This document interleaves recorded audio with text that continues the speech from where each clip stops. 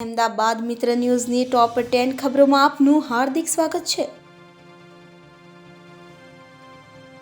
જેટકોમાં વિદ્યુત સહાયકોની ભરતી પ્રક્રિયા રદ તો રાજ્યભરના ઉમેદવારો વડોદરા જેટકોની ઓફિસ બહાર વિરોધ પ્રદર્શન કરવા માટે પહોંચ્યા તો તાજેતરમાં Gujarat energy transmission corporation limited દ્વારા વિદ્યુત સહાયકની ભરતી રદ થવા મામલે હવે ઉમેદવારોમાં ભારે આક્રોશ જોવા મળી રહ્યો છે। જેટકો દ્વારા 1224 જગ્યા માટે ઇલેક્ટ્રિકલ આસિસ્ટન્ટની ભરતીમાં ઝોન કક્ષાએ યોજાયેલા પોલ ટેસ્ટમાં ક્ષતિ હોવાનું તપાસમાં સામે આવતા ભરતી રદ કરી દેવાઈ હતી, જેને લઈને હવે ભરતી રદ કરાતા ઉમેદવારો મોટી સંખ્યામાં વડોદરા જેટકોની ઓફિસ બહાર વિરોધ પ્રદર્શન કરવા પહોંચ્યા છે। આ સાથે અગાઉ મેરિટ લિસ્ટમાં આવેલા ઉમેદવારોએ જેટકોના ઓફિસ બહાર નિમણૂક પત્ર આપવા માટે વિરોધ કર્યો હતો। સિંધુ ભવનની ગ્વાલિયા રેસ્ટોરાંમાં કુલચામાંથી વંદો નીકળ્યો। પિઝા પાસ્તા બાદ હવે વેજીટેબલ કુલચામાંથી પણ વંદો નીકળ્યો છે। શહેરના પોશ વિસ્તાર ગણાતા એવા સિંધુ ભવન રોડ ઉપર આવેલી જાણીતી ગ્વાલિયા રેસ્ટોરાંમાં જમવા માટે ગયેલા પરિવારને કડવો અનુભવ થયો છે। ઓસ્ટ્રેલિયાથી આવેલી દીકરીએ ગ્વાલિયા રેસ્ટોરાંમાં વેજીટેબલ કુલચા ખાધો હતો, જેમાં વંદો નીકળ્યો હતો। તેઓને ડર છે કે આવા કુલચા ખાવાના કારણે તેમની તબિયત ખરાબ થઈ શકે છે, તો આ મામલે તેઓએ રેસ્ટોરાંના મેનેજરને ફરિયાદ કરી હતી, તો તેઓએ આ મામલે માફી માંગી હતી। 30 ડિસેમ્બરથી 15 જાન્યુઆરી સુધી ફ્લાવર શો તો 18 લાખના ખર્ચે 6.3 મીટર ઊંચાઈના આ સ્કલ્પચરમાં પગ અને હાથના પંજા તેમજ મોઢું ફાઇબરથી તૈયાર કરાયું છે। મુખ્યમંત્રી ભૂપેન્દ્ર પટેલ 30 ડિસેમ્બરે ફ્લાવર શો ખુલ્લો મૂકશે, તો ફ્લાવર શો 15 જાન્યુઆરી સુધી યોજાશે। તો ફ્લાવર શોમાં મોટી સંખ્યામાં લોકો આવતા હોવાથી તમામ સિટી સેન્ટર પરથી ટિકિટ મળશે, તેમજ ઓનલાઈન ટિકિટ પણ બુક કરાવી શકશે। તો સોમથી શુક્ર સુધી ટિકિટનો દર ₹50 અને શનિ રવિના દિવસોમાં ₹75 ટિકિટ રાખવામાં આવી છે। નવને કચડી નાખનારા તથ્યે હાઈકોર્ટમાંથી જામીન અરજી પાછી ખેંચી, તો ઇસ્કોન બ્રિજ પર પૂરપાટ ઝડપે જેગુઆર કાર હંકારીને 9 લોકોને કચડી નાખનારા તથ્ય પટેલે હાઈકોર્ટમાં જામીન અરજી કરી હતી। Justice M.R. મેંગડેએ જામીન નહીં આપવાનું વલણ અપનાવતા તથ્ય પટેલે જામીન અરજી પાછી ખેંચી લીધી હતી। તો 6 મહિના બાદ જો આ કેસમાં નીચલી કોર્ટમાં ટ્રાયલ શરૂ ન થાય તો ફરીથી જામીન માટે અરજી કરવાની મંજૂરી આપી હતી।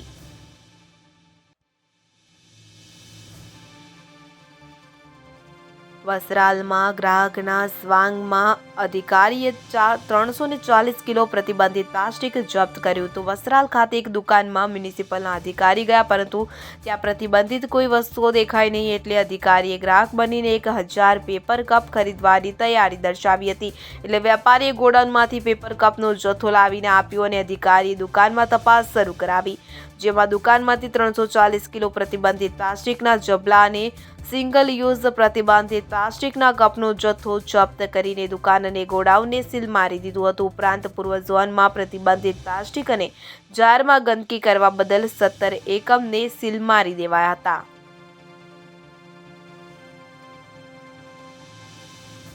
વિદેશમાં રહેતા મકાન માલિક સાથે છેતરપિંડી, તો વિદેશમાં રહેતા વ્યક્તિએ તેમનું સોલા રોડનું મકાન ભાડે આપ્યું હતું। ભાડુઆતે કેટલાય મહિનાનું ભાડું ચૂકવ્યું ન હતું।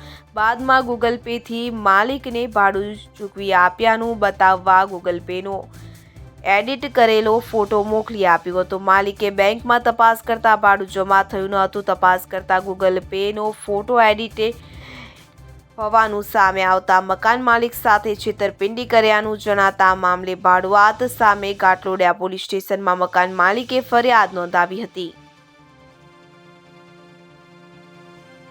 જીએસટીના રાજ્યવ્યાપી દરોડામાં ₹53 કરોડથી વધુની કરચોરી પકડાઈ। તાજેતરમાં સ્ટેટ જીએસટી વિભાગે રાજ્યવ્યાપી દરોડા પાડીને બોગસ પેઢીઓ તેમજ કરચોરીની તપાસ હાથ ધરી હતી, જેમાં કુલ 67 પેઢીઓમાં તપાસ કરતા તેમાંથી 37 બોગસ પેઢીઓ મળી આવી હતી। ₹321 કરોડના ટર્નઓવર સામે ₹53 કરોડની કરચોરી ઝડપી પાડવામાં આવી છે। અમદાવાદના ન્યૂ રાણીપ વિસ્તારમાં અંડરપાસમાં પાણી ભરાયું. તો અમદાવાદના ન્યૂ રાણીપ વિસ્તારમાં આવેલા જીએસટી અંડરપાસમાં વગર વરસાદે પાણી ભરાયા છે. તાજેતરમાં જ નવા બનાવેલા અંડરપાસમાં પાણી ભરાઈ જતા વાહન લોકોને ભારે હાલાકીનો સામનો કરવો પડ્યો હતો. સ્કૂલના નાના બાળકોને પણ પાણીમાંથી પસાર થવું પડ્યું હતું. પાણીની પાઇપલાઇન લીકેજ થતાં પાણી અંડરપાસમાં પાણી ભરાઈ ગયું હોવાનું જાણવા મળ્યું છે. પાણીના નિકાલની કોઈ જ વ્યવસ્થા ન હોવાને કારણે અંડરપાસમાં હજી સુધી પાણી ભરાયેલા છે.